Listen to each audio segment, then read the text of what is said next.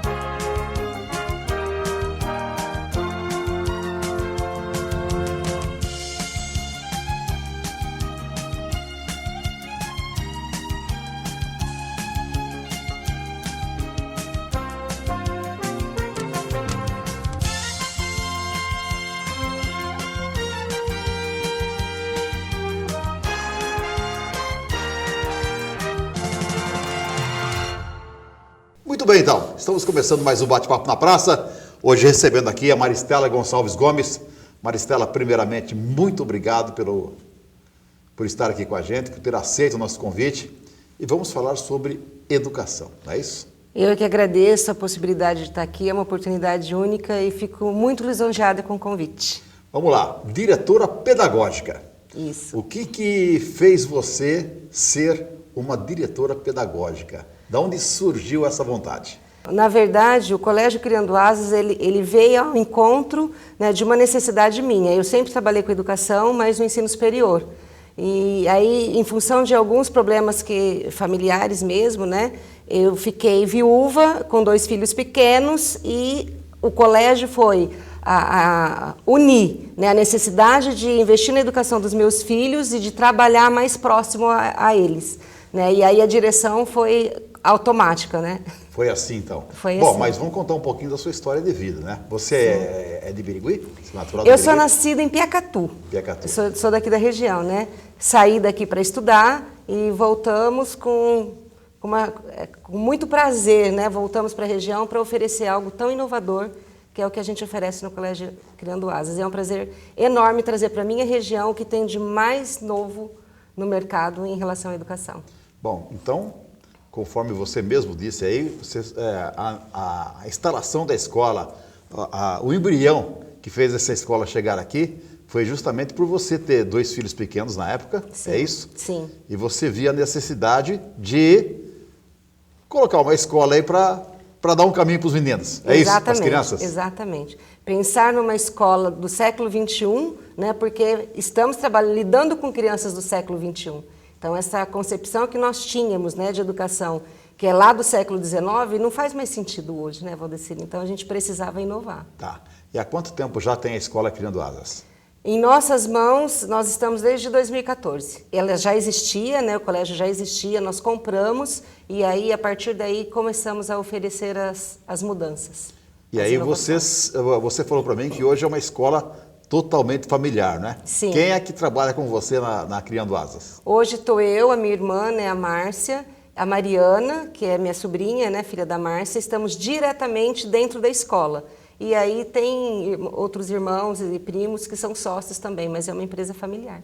E essa escola ficou uma escola bonita, né? Ficou. Ficou bem, chama a atenção de quem vai conhecer a escola, né? Exatamente. Foi toda pensada, né? Ela foi projetada para foi projetada para essa nova concepção de educação que a gente traz. Como surgiu a ideia de buscar um ensino diferenciado, Maristela?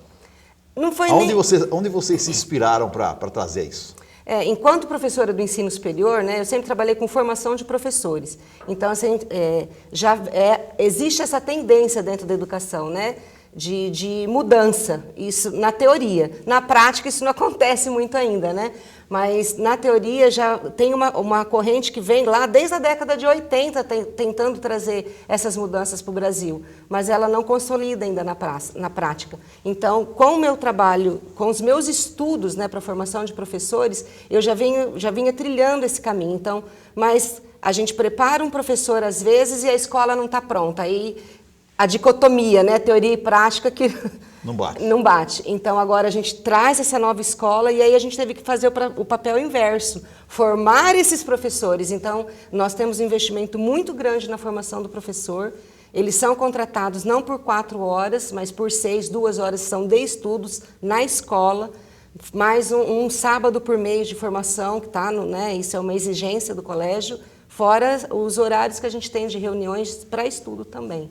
Então, hoje a gente teve que formar esse profissional para trabalhar conosco. Nós estamos formando. Estamos com uma equipe maravilhosa hoje. Bom, quando vocês adquiriram a escola, ela estava em outro endereço. Isso. E quanto tempo demorou para que vocês pensassem assim, olha, aonde estamos não dá mais, precisamos partir para um lugar novo?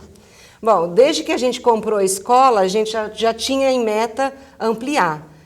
Não só ampliar, como uma sede própria, né? E uma sede pensada para essa nova concepção de educação, né? Porque no endereço antigo nós tínhamos sala de aula e pouco espaço de circulação para as crianças, né?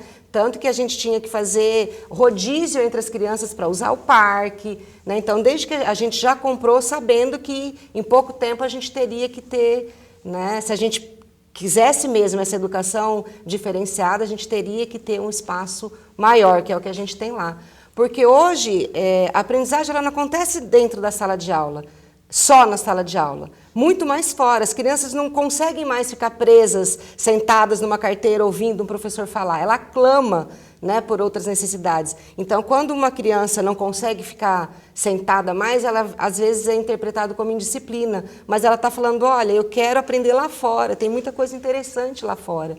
E é isso que a gente traz, né, de diferente. Então, hoje, se você visita a escola, o que você menos vê são as crianças dentro da sala de aula. Elas estão fora, né? Trabalham com projetos, é uma educação personalizada. Então, a criança vai em busca daquilo que ela deseja. E aí a gente já começa a descobrir as habilidades, né? O que existe, né? A gente, quando presta vestibular, você presta para aquilo que você tem interesse, que é aquilo que te entusiasma, né? Que mexe com o coração. Então, a gente faz isso desde os pequenos já.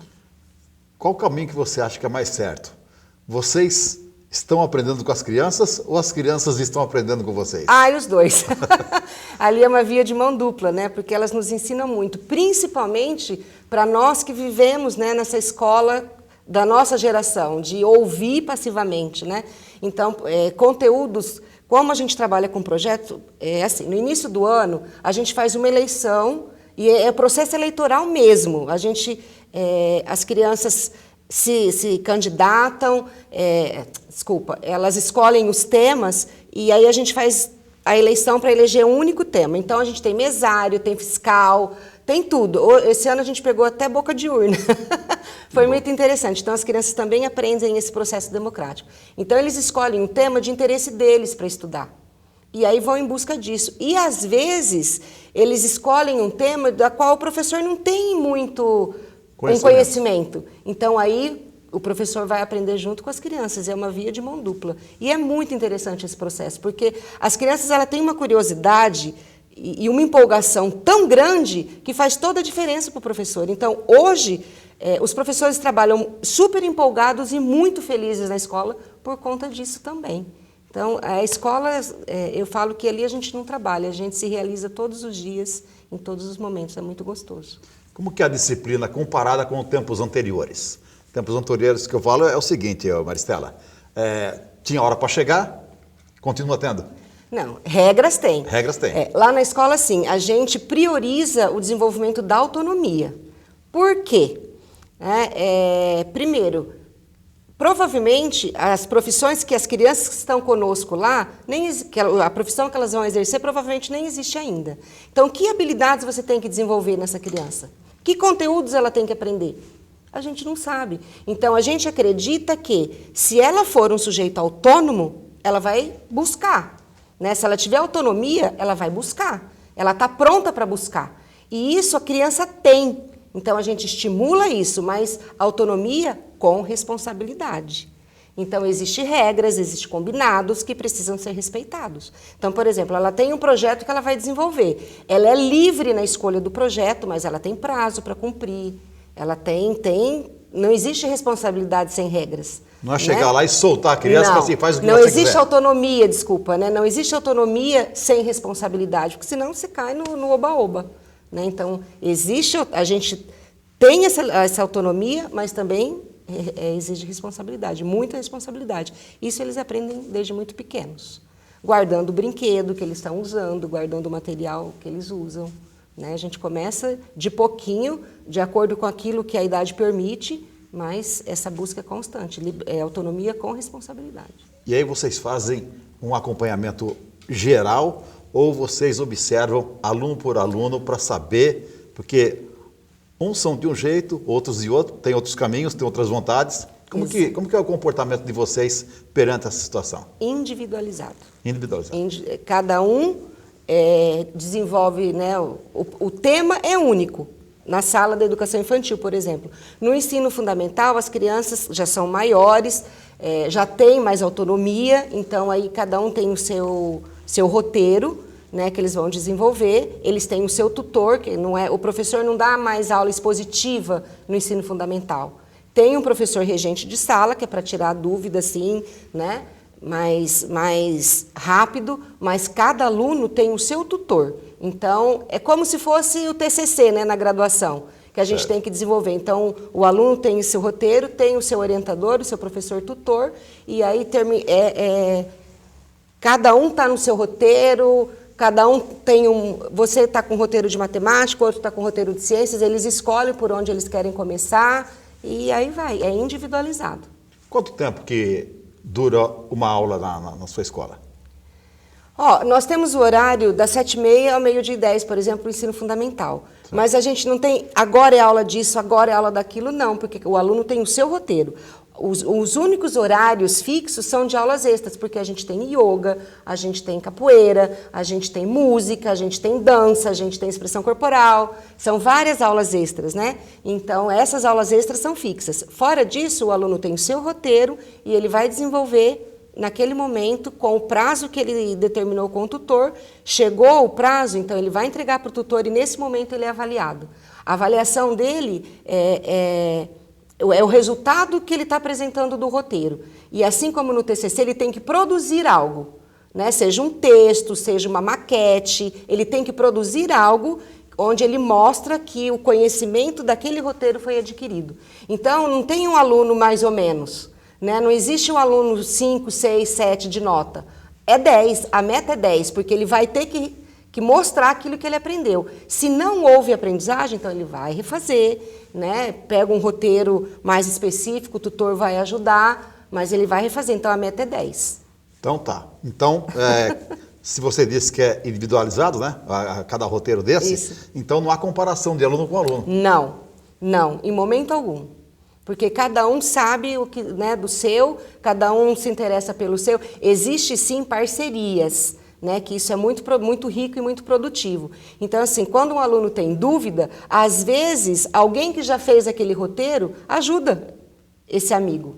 Né? Ou às vezes ele não fez o roteiro, mas ele tem um conhecimento porque aprendeu em algum momento, né, na vida familiar ou na própria escola, na sua própria história, então ele vai e ajuda. Ou já passou por uma situação. Já passou por uma situação semelhante, então essa parceria existe, mas o tutor está lá para orientar e é individualizado.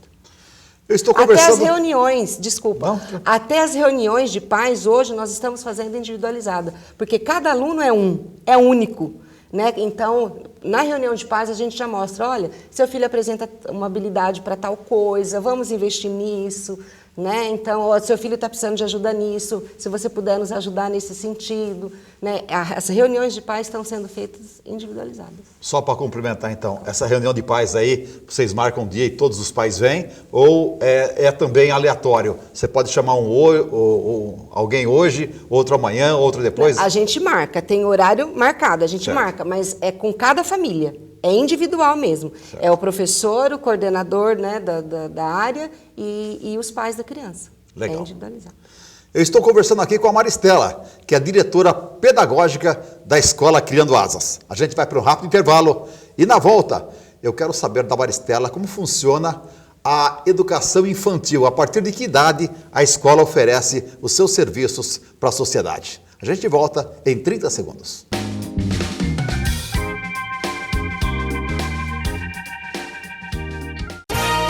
Contab, contabilidade e assessoria empresarial, empresa moderna com tecnologia de ponta, comprometida e atenta às necessidades dos seus clientes. Um grupo de colaboradores com especialização constante nas áreas contábil, fiscal, trabalhista, tributária, previdenciária e jurídica. Certificada no Programa de Qualidade de Empresas Contábeis pelo Sescom São Paulo. Contab, Rua Bento da Cruz 714, Centro, Birigui.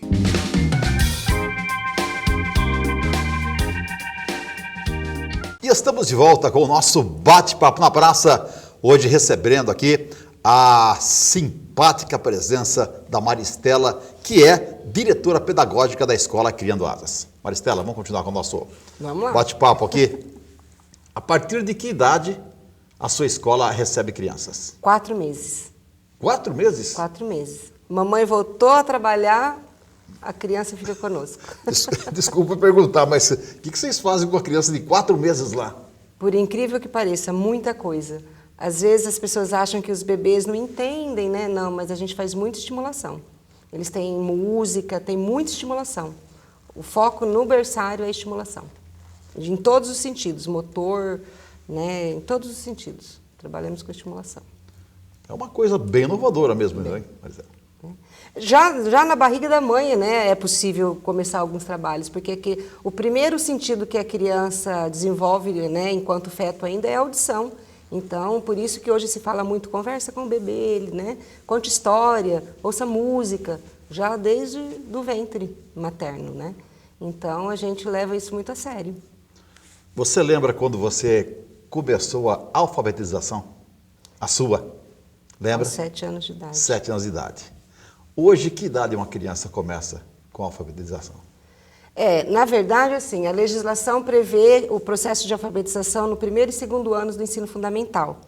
Mas as crianças hoje, elas estão tão ligadas, né, elas têm tanto contato com informação que esse processo, às vezes, acontece antes. As escolas, normalmente, já no período do pré, já inicia o processo de alfabetização.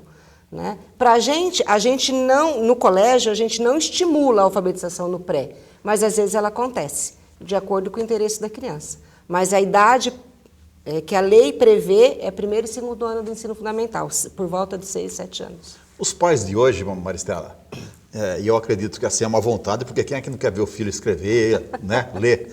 Então, daí a pouco uma criança com 3 anos de idade, 4 anos, já está lendo, ou já está pelo menos conhecendo as letras, sabe que aquela letra é o A, que é o B, que é o C.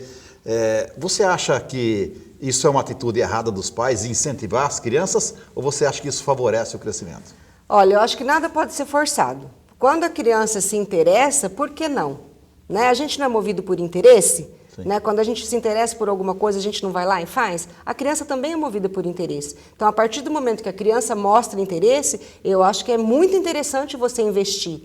Agora, não pode ser uma coisa forçada. Filho, senta aqui, vamos aprender a letra A hoje. Vamos lá, né? Não, eu acho que isso não... Porque aí você cai na memorização, né? E aí a gente volta. É uma das coisas que a gente combate ali, né? A gente passou 12 anos da nossa vida escolar focada no vestibular. Passou o vestibular, acabou. Acabou. Eu, por exemplo, eu duvido que eu passaria no vestibular hoje. E penso que as pessoas da minha geração, né, da minha idade, também pensam como eu. Então, é isso que a gente tenta combater, porque o vestibular é um dos desafios na vida da pessoa, não é o único. Então, o que a gente tenta fazer é preparar para a vida, para os desafios da vida. O vestibular é apenas um deles. Então, assim, a memorização não significa aprendizagem, né? A aprendizagem, para ela ocorrer, de fato, ela tem que ser significativa.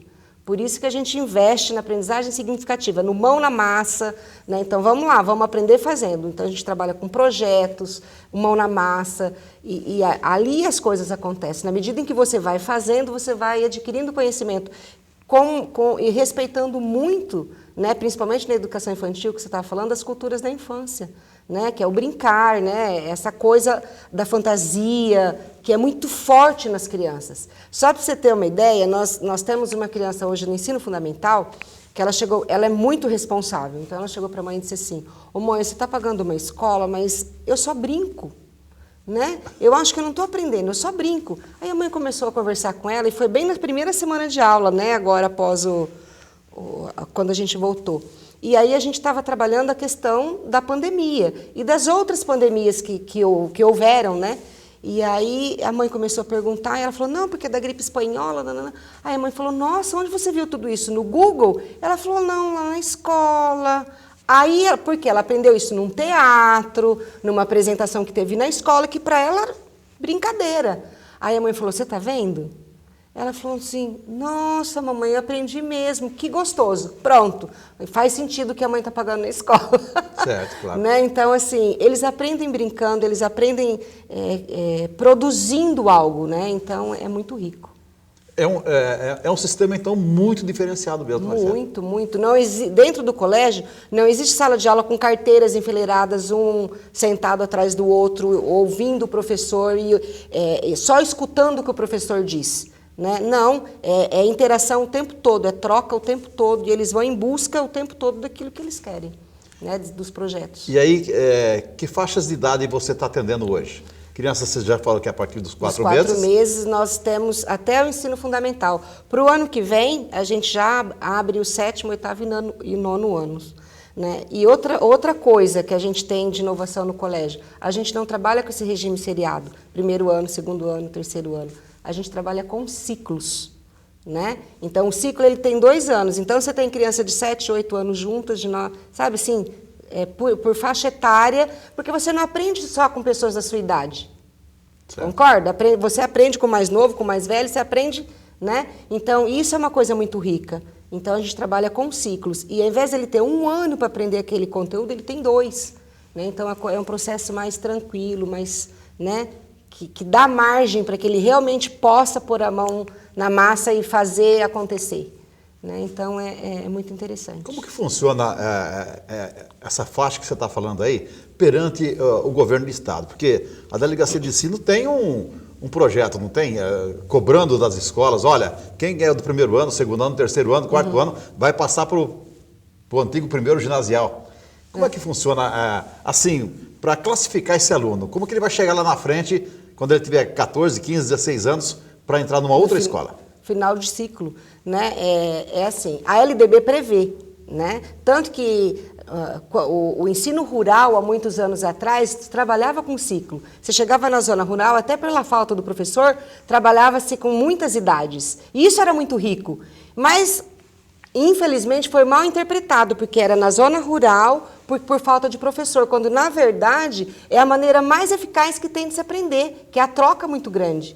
Né? Mas a LDB, eu falo que a LDB é uma das leis, a nossa LDB, mais completas que existe. Eu acho que, não posso dizer no mundo, né? Mas ela prevê tudo, tudo. E a gente não faz porque acho que falta vontade em todos os aspectos, né, na educação brasileira. Mas a LDB prevê aprendizagem por ciclo e praticamente, ele só tem um prazo maior, mas ele termina, por exemplo, nós temos 3 ciclos na educação infantil: berçário, maternal e pré, como as outras escolas chamam. Certo. Né? Só que um ciclo de 2 anos e não de 1.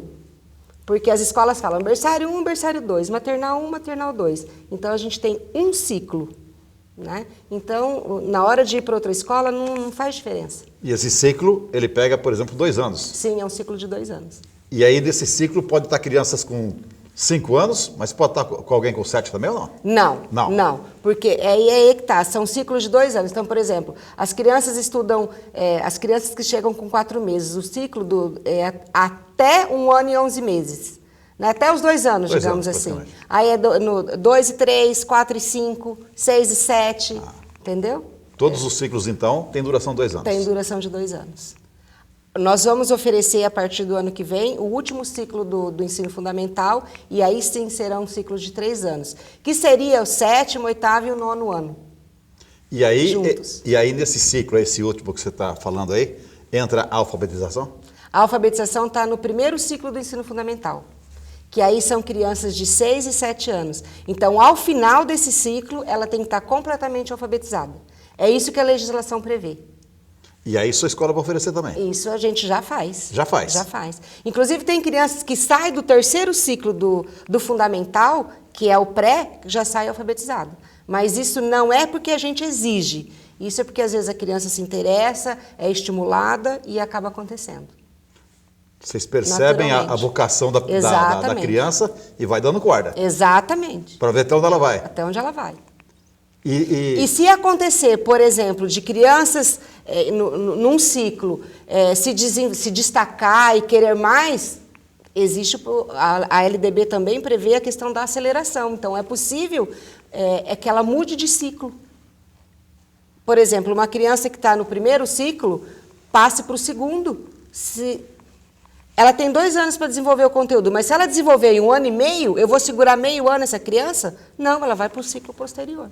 Já pode ir, Já então? pode ir. Já pode ir, porque... A legislação prevê isso, a LDB prevê isso. Não é comum as escolas fazerem, mas a LDB prevê e é possível. É possível, né? É possível. À medida que vocês perceberem, então, que a criança está evoluindo... Exatamente. Não há por que ficar... você vai ficar aqui mais 6 meses fazendo o que você já sabe fazer. Exatamente. Para quê? Para quê? Já passa para o outro. Já passa para o outro. É assim como a reprovação também. Né? Quando uma criança reprova, o que ela faz normalmente? Ela vai ver o ano todo o mesmo conteúdo, do mesmo jeito. Que diferença faz isso na vida dela? Se ela já mostrou que ela não aprendeu assim, por que vai repetir tudo de novo, da mesma forma? E aí, de que forma vocês agem, por exemplo, no caso desse? Então, lá, como é individualizado, a gente muda de estratégia. Às vezes, a gente até encaminha para o próximo ciclo, mas meio que... Lembra da DP? Ela não muda de roteiro enquanto aquele conhecimento não for concluído. Enquanto ela não atingir o 100% daquele conteúdo. Então, ela muda de ciclo, mas ela continua carregando aquele roteiro. A pendência que ficou. A pendência que ficou. Mas a pendência é no conteúdo que ficou. Porque a nossa meta não é 10. Então, de repente, não é justo eu reprovar uma criança e exigir que ela faça tudo de novo, matemática, ciências, se nas outras áreas de conhecimento, elas... Por exemplo, eu tenho 10 em matemática porque eu tenho habilidade para matemática. Aí eu reprovo porque ela não tem habilidade para português. Aí ela vai ter que fazer todo o conteúdo de matemática de novo? Não. Então ela muda de ciclo, mas em ciências, ou em português, ela vai continuar desenvolvendo os roteiros até atingir... Faz aquela aperfeiçoação, né? Exatamente. No português, no caso, exatamente. Né? Mas continua. O que ela já tem, continua. Já é dela, o dom é dela, ela está indo bem com matemática, não é isso? Ela vai continuar desenvolvendo a matemática, não vai ver tudo de novo do ano anterior. Como você vê hoje o ensino no país como um todo, Maristela? É difícil, né? É difícil, é difícil. Mas assim, eu vejo que por parte dos professores tem vontade, né? A gente vê quando eles saem da faculdade com muita energia, mas às vezes se depara com uma escola que não é aberta, né? Então, eu já vivi, né, casos de ex-alunos que dizem assim, nossa, professora, eu queria tanto fazer do jeito que você me ensinou na faculdade, mas lá na minha escola eu não posso. Eu tenho que exigir que eles decorem tabuada, eu tenho que produzir, né? Como se brincar e aprender de outra forma não fosse produzir. Então, é muito triste ver isso. Mas tem algumas coisas acontecendo, né? A gente fez uma parceria muito rica que acelerou muito, porque esse processo de mudança, a gente já tinha esse sonho, né? Desde que a gente comprou a escola, a gente sabia. Nós não temos material didático, nós não usamos livro nenhum, porque os alunos trabalham nos seus projetos, né, nos seus roteiros de pesquisa. Então, assim, essa mudança, a gente já sabia que a gente queria, mas nós fizemos uma parceria com a Escola da Serra, que acelerou esse processo, porque nos ajudou muito. Então, assim, alguns tropeços que eles tiveram e que a gente poderia ter, ele falou, olha, não vai por aí que não deu certo para mim. E eles têm uma experiência de mais de 15 anos, né, trabalhando desse jeito que a gente está trazendo para Birigui. Tanto que eles são referência de inovação, né, e criatividade no MEC. Então, você vê, acontece, em outros lugares isso está acontecendo. O Tião Rocha, por exemplo, eu falo que é um educador brilhante, faz um trabalho muito interessante no Vale do Jequitinhonha, com crianças, né, da periferia, com criança. E aí, assim, ele fala que é preciso uma comunidade inteira para educar uma criança. Então, ele começa um trabalho popular mesmo, de educação popular, e ele chega para uma senhora até... e pergunta assim, o que você sabe fazer? Ela falou, ai meu filho, eu só sei fazer biscoito, eu faço biscoito escrevido. Ela ainda usou biscoito escrevido. Como é que é essa história de biscoito escrevido? Ela fazia os desenhos no biscoito, porque ela não sabia escrever. E aí ele começou a fazer o biscoito escrevido, mas a criança tinha que escrever o nome dela ao fazer o biscoito. Então a criança foi alfabetizada fazendo biscoito, que ela fazia o biscoito e comia, fazia o biscoito e comia. Que também é a questão da fome no Vale do Jequitinhonha. E assim ele alfabetizou. Então, existe, né, algumas coisas pontuais acontecendo no Brasil. Só não contaminou todo, né? E é esse todo que a gente espera um dia alcançar. Mas existem uns trabalhos muito ricos, assim, pontuais. Inclusive no estado de São Paulo. E que a gente espera, né, que como o exemplo de vocês, sim, e dessas outras escolas aí que você acabou de citar aí, que ela vá cada vez mais contaminando as pessoas. Exatamente. Para que todos tenham o mesmo caminho, né, Marcela? O que a gente espera é que as crianças possam não só desenvolver habilidades, né, que está em moda falar, mas que as crianças possam ser autoconfiantes, que elas possam desenvolver, sim, as habilidades que elas desejam, né, que elas se interessam, né, por coisas que elas se interessam, mas que sejam, sobretudo, felizes naquilo que faz, né? Tanto na vida pessoal como no profissional.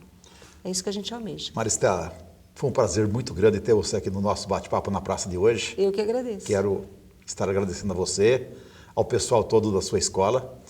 E quero que você deixe o convite para quem não conhece, que vá conhecer a sua escola, aonde que ela fica, de que forma vocês fazem o atendimento lá. Bom, primeiro eu queria agradecer a oportunidade de estar aqui e eu quero aproveitar para agradecer a Birigui, né, a nossa região, pela receptividade que a gente teve aqui, desse novo, né, a gente está muito feliz com tudo isso, né, e convido todo mundo para conhecer o Colégio Quirandoazes. Nós estamos na Francisco Lamáquia, 342, numa sede muito linda, e agora em tempos de pandemia, né, dá uma ligadinha, agenda uma visita e a gente vai te receber. O telefone é 3642-2396, e aguardamos vocês lá. Falei com a Maristela Gonçalves Gomes, que é a diretora pedagógica da Escola Criando Asas. Maristela, mais uma vez, muito obrigado. A gente volta no próximo programa, aqui na sua TV Noroeste. Fique com a paz de Deus, porque graças a Ele é que a vida sempre continua.